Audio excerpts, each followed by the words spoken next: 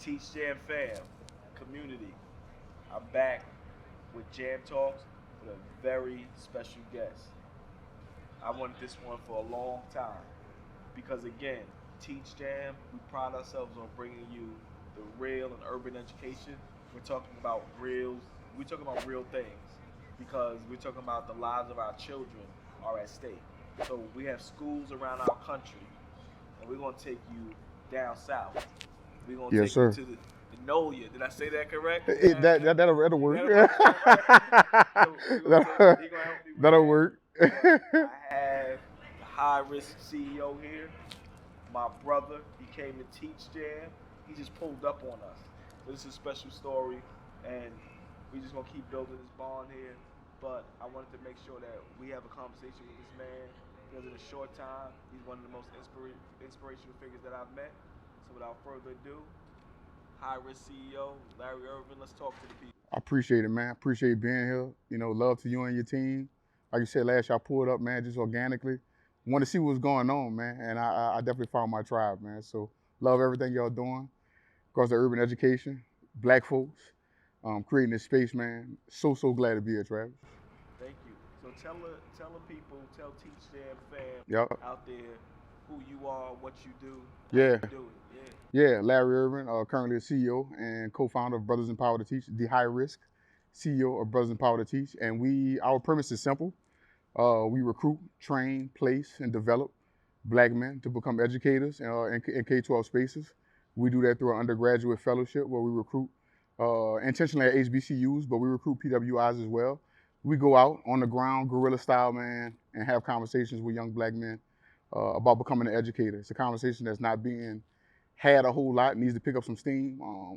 Black men only represent less than 2% of the teaching field right now, so Please say that number again. less than 2%. Less than 2%. 1.3 to be exact. Really? 1.3, we represent 1.3, of the entire teaching pool.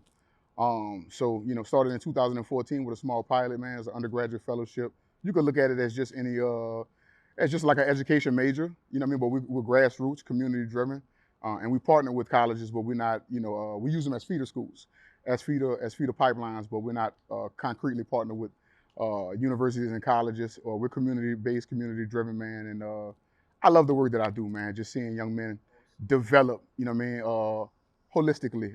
We're not just recruiting teachers and developing teachers. We're developing and recruiting young men to create great young men. You know what I'm saying as well. Powerful. So now this is, of course, a challenge in all urban environments.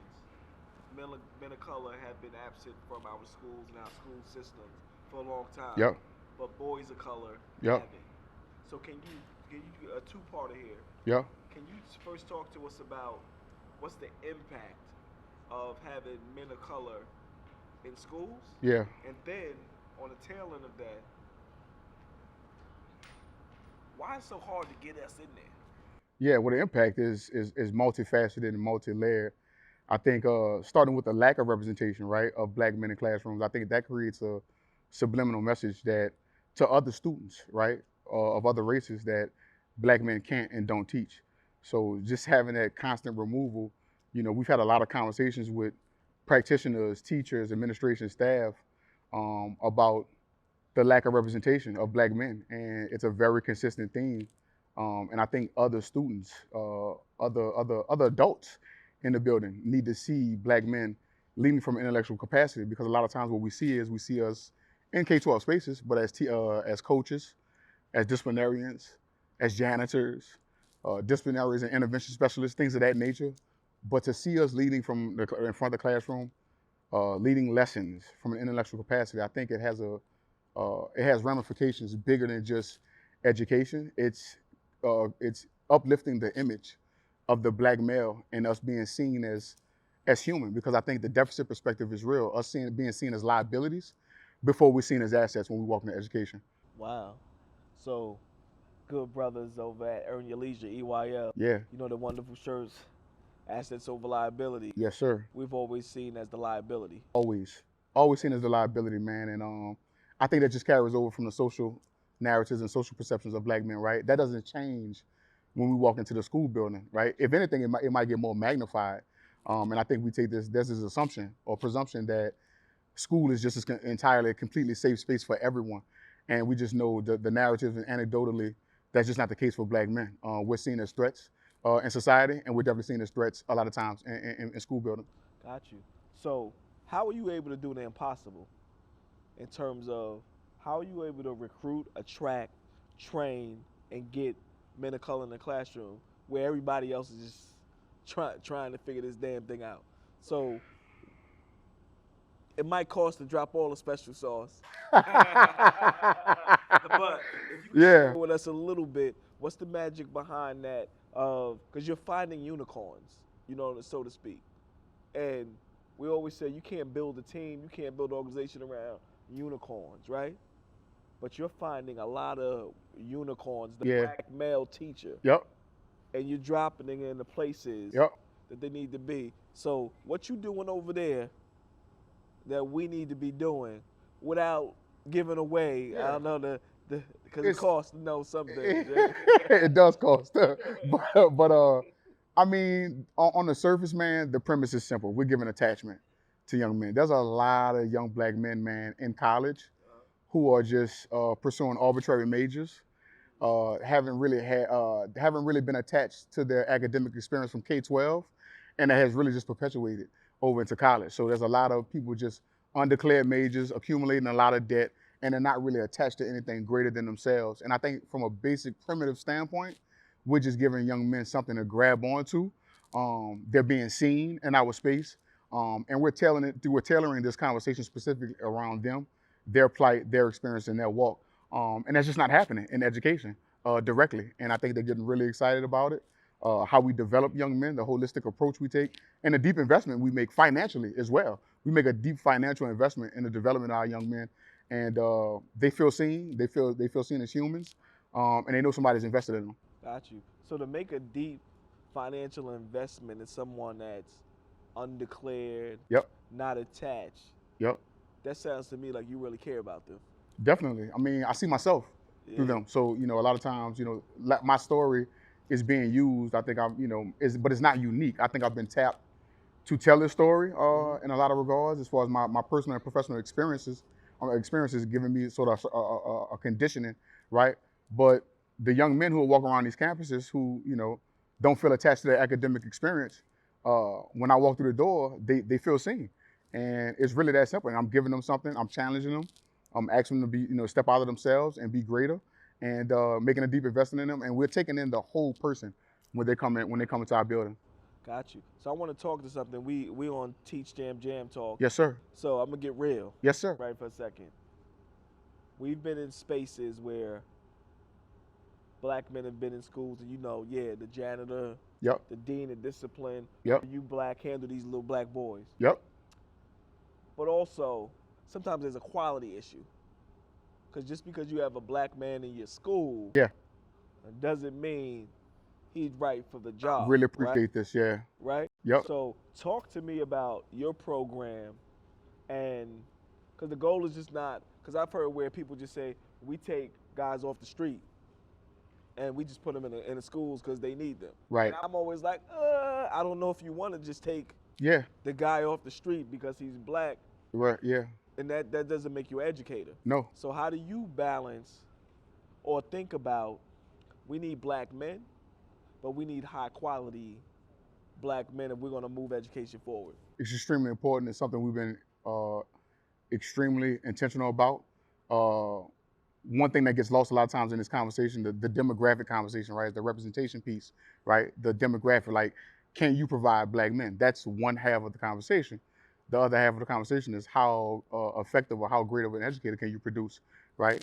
And that's the other conversation. We want to produce some of the best teachers in the state, so we're really intentional about the pathways that we expose them to. There's a lot of supplemental and ancillary work that goes into the development of creating a first-year teacher, right? What's really special and unique about our program is that while they're pursuing their majors and they're an undergraduate, they're getting real-time in-classroom experience as a paraprofessional, as an apprenticeship. So they're getting to see and really grit their teeth on teaching and what it feels like, the consequences, the successes, the wins, real time. So by the time they graduate, right, they're not your typical first-year teacher. They've been thoroughly conditioned in the field, during wartime while bullets are flying, metaphorically speaking. And we're really intentional about that conditioning and the professional and personal development that's supplemented on top of the in-classroom experience. We work with Bank Street College, who is our evaluation and metrics partners. So they're making sure that the content and the pedagogy that we're exposing these young men to is progressive and is current and is going to be extremely effective day one when they enter the classroom. Right. Beautiful. So I can't help but to notice your hat. Yeah. Why are you the high risk CEO? Why is that your thing? The space is deemed education. I'm gonna say black education too. I'm not gonna just say education. I'm gonna say there's some pockets in black education that have deemed me high risk. Travis, because of my story. My story is an untraditional story. I didn't I didn't come from a top 25 college and anything like that. I didn't come from the top talent pipelines in the country. I started this initiative right off a charge, a gun and narcotics charge that I caught at home. And I think that, for black men, we're already kind of seen behind the eight ball, right? As less than. And I think just throwing that layer on top of my story, there's certain people in education and ed reform that maybe don't accept my archetype of leadership and the story that's attached to that, and not don't want to give me the space. A lot of times, black men, we don't get the space to make a mistake and correct and go on to be great. So we have to carry this label, right? If you've been a felon or you've been in jail, we're not able to sort of like relinquish that down the road and just turn the corner and just go out and be great at whatever it is we want to do. So as I initially entered the education and philanthropic space, I was exposed to different pockets of leadership and gatekeepers, if you will, that see leadership from a certain lens, a very, if you want to call it, a buttoned up sort of polished lens. And I didn't have that polish, if you will, first coming in. I think they deem me as high risk because of the colorful story that I bring. Gotcha. Okay. So let's. High risk equals high reward, though. Oh, okay. Yeah. We don't mention that a lot. Yeah. You see what I'm saying? We're always talking about the risk part, but Yeah. you know what I mean? I think I've been conditioned to lead this work and really develop a story and a narrative that can move mountains and really open up the doors for this, to change the climate in education for black men. Got it. So, what advice would you give? Because there's a lot of education spaces, Department of Education, you name the city, that are looking to develop more pipelines to bring men of color into their system. You talked a lot about attachment. Yep. If you could kind of give them a punch list, Yeah. talk to them, how do we engage the unicorns out there, the black men? How should they start thinking about setting up? Don't go into too deep. They got to call you if they want the full breakdown, right? They want the full template. Yeah, if they want the full template, they got to call you for that. But how should I start thinking about that? I'm in, you name the city. We got a lot of black and brown boys out there who need representation. Yep. Because this could kind of parallel over the communities that need more, whatever, of color Yep. that out there. What are some of the steps I should start taking, or what should I start thinking about? The first one, before any other step comes in the process, is getting in front of them. So we take a very guerrilla style approach to having a pulse on the local, in the local high school ranks and the local college ranks. Just having the conversation around black men becoming educators. We're constantly in front of students, high school students and college students, and checking their pulse and having the conversations and having the dialogue and seeing where they are in regards to pursuing education as a career. So that's the first and foremost. Find your bodies of black boys and get in front of them on the ground. Beautiful. Can you tell a community why it's important for us to be in there? Black men? Yeah, why is it important for us, if you can do a call to action, because it takes a deep investment to do. It's easy to do a flyer, come on out, and hopefully we attract them. But Yeah. using that guerrilla style takes a lot of time, Yep. energy. Yep. But what's the net benefit? Yeah. What's the net benefit if we populate our schools, our community with black men, black male teachers? Can you talk to us a little bit about the positives around it? Is it the grad rate? Yeah. What happens? So the data is there, Travis. The data is Talk to there. us about it, because a lot of people don't see it. The data is there in regards to the impact, the tremendous impact that black men have when they walk into the classroom. And it's not just on black and brown students. This is on all students, white students, Asian students, Latinx, Hispanic, uh, African, Indian, black men. Uh, there's a myth. There's a big myth about black men sort of being less than. Once again, it's deficit perspective, right? Think about fatherhood as well. The narratives around fatherhood. We're very present. The data's it's the same thing with education. Black men are the best teachers. If I can, I'm not gonna say that modest. Like, black men are the best teachers around. Not that's not to undermine any other race or demographic, but the data simply says when black men walk in classrooms, miracles happen. The needle academically is moved exponentially for all students. It definitely has an impact as far as that representation piece and being able to see, right, what you want to achieve, right? But from a very basic quantitative standpoint, black men move the needle academically when they walk in the classroom. Now, I think from a qualitative standpoint, anecdotally, if you ask me personally why it's so important, black men have the toughest walk in society. So when you think about everything we have to deal with, the different barriers on a daily basis, the chances of going to jail, the probability of being killed, how we the ubiquity, right, of the street lifestyle and how that resonates with us, right? Once we take all of that into a classroom, we have a cheat code because no other demographic has to walk that walk. So we're bringing tools and resources and experiences that just nobody else has intangibly, and that separates us from the pack. Got you. Appreciate that. Absolutely. Okay. So why do this work? Why are you so passionate about this work? Why what's this for you? Is it because like you said you're the high-risk CEO, not from this kind of background? Yeah. Um, sounds like someone that should be leading this organization. People would think is someone that's been in education, Right. a long while taught, Yeah. been a principal. Yeah. Traditionally, sort of that superintendent. traditional pedigree. Yeah. So, how did you come to this work? Why was it so important to you? What was that light on that really kicked for you? Yeah, I think I've been conditioned for the entire time. My mom was an educator for over 30 years in New Orleans, in Jefferson Parish, the neighboring parish, and when I got in trouble in school, right, a lot of times I had to go sit in her classroom, and she watched me and she put me to work. And she always asked me from young to be an educator. I think it's just a parent being a parent. She was a teacher's teacher, so I think my personal experience with my mother and her setting such a strong foundation for me academically. I've always been I've seen being like what it is to be an educator from inside the storm, from the eye of the storm, if you will. So I think even though I didn't intentionally go after that route, I've been called, I think, in a lot of ways. Sometimes how they say God chooses, right, certain people for certain missions, and I think I've been chosen because I fought it with everything I had to do something different and be something different, Travis. But the universe worked out the way it is. It's important to me, man, because I see a bunch of Larrys. I think about all the young men that have been passed through the K-12 doors and have been seen from a deficit perspective, but who have been brilliant. I think about my favorite rappers, Stack Bundles, Fort Rock, right? Whoa, wow, okay. Yeah, Stack Bundles was in special ed, Oh, right? wow. He made reference to that a lot of times in his music, and I couldn't believe it. I think about 50 Cent. He talks about how he was deemed in special ed, right? These great talents, right? Movie mogul, music mogul, 50 Cent, and K-12 deemed him as less than. That's a problem for me, Travis. Somebody owes me an explanation for that. To miss so grand, to have such a grandiose miss on a talent, that means K-12 doesn't have the lenses to see black men and their special, unique talents. How we ascribe intelligence needs to be revamped, and we need more of us in there to see the 50 Cents and the Stack Bundles in the world, so they're not deemed as special, they're deemed as genius. I don't know how to follow that one.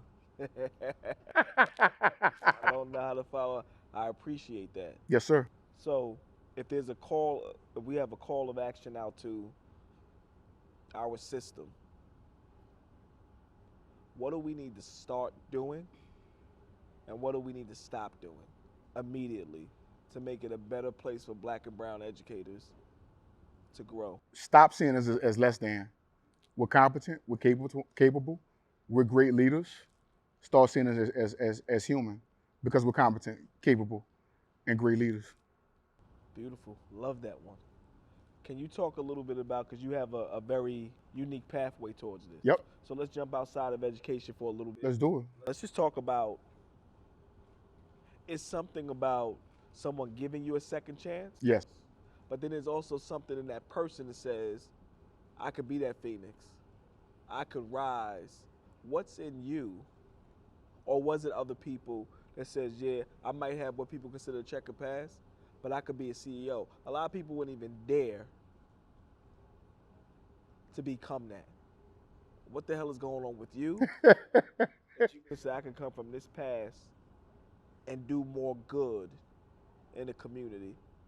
So what's that and you know, if you can bottle a little bit of that up and give game out to people who may have not come from traditional pathways of success, to tell them that there's still hope. You can be a high risk CEO.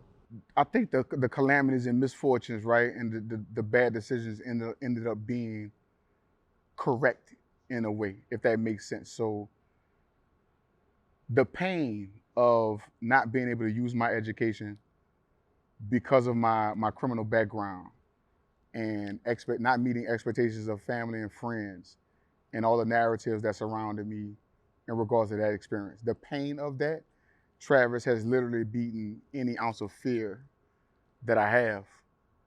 It's taken any, because it's like, what else? How hard can it be in comparison to being in a box, being on F Block, in comparison to seeing friends, family, close friends, close family, gunned down, heroin overdoses. I just think my journey has really just, it's literally beaten all the fear out of me. So I don't fear anything anymore. I don't fear public speaking or going in front of a crowd or doing a TED talk or pitching an investor, because my walk is just, in comparison, there is no comparison as far as what I've overcome. So my pain and my missteps have become my superpower. And I think that's extremely important for brothers, particularly brothers, to know, because a lot of us have made mistakes and don't come from this clean trajectory a lot of times. It's more of a web. It's more of a spider web than a straight line, right, Travis, for black men a lot of times, right? And then I see too many of us throwing the towel, you know what I'm saying, and just give up and you know, and succumb to the narratives of society as far as what we should be and what we can be. And you need a Larry, you need a high-risk CEO to say, nah, bro, nah, they ain't high, it don't have to go that way. You can turn this thing around because you actually have a leg up on the competition. I run circles around the Harvards, Columbias. Like, I've been in business competitions, I've been in rooms and pitched against them, and I know my experience is now a superpower. And people need to know that, man, because too many black brothers are giving up. Love it. I must say, the warmth that you give, the acceptance, how good. I've just experienced you. You know, we just met, right? Yeah. But the love that you just give. Just here to serve, bro. It's not fake at all. And I think everybody feels you don't have to earn it. You give it. Yeah. You're like a lighthouse. You give it. Yeah. I just want to say I appreciate it. I love it. It's powerful. And I think as black men, you know, I've known for myself, every time we get in a room with other black men, it's like this competition. Yep. That just like this pissing. Yep. We gonna talk real. Like, yep. Are you better than me? Am I better than you? Yep. My shoes better than you? The size up. Like that. Right. You know, and there's no comparison to size up between me and you. So I can't go there. Figuratively speaking. Figuratively, the size up. Yeah. Being you, but with you, is none of that.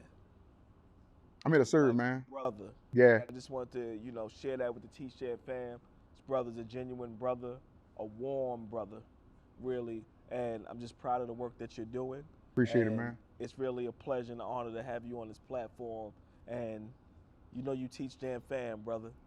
So we here. That's how we doing. We here. Thank you for your time, brother. Thank you, brother. Thank you. And then just send us home. Tell these people what they need to know, brother. The High Risk CEO, man. Find me on Instagram, High Risk CEO. Find my organization, website, www.be2t.org. That's a lowercase b, lowercase e, the number 2, lowercase t.org. Find us on Facebook, Brothers Empowered to Teach. We out here working. Black men are great educators. Black men are great leaders. And we ain't going nowhere.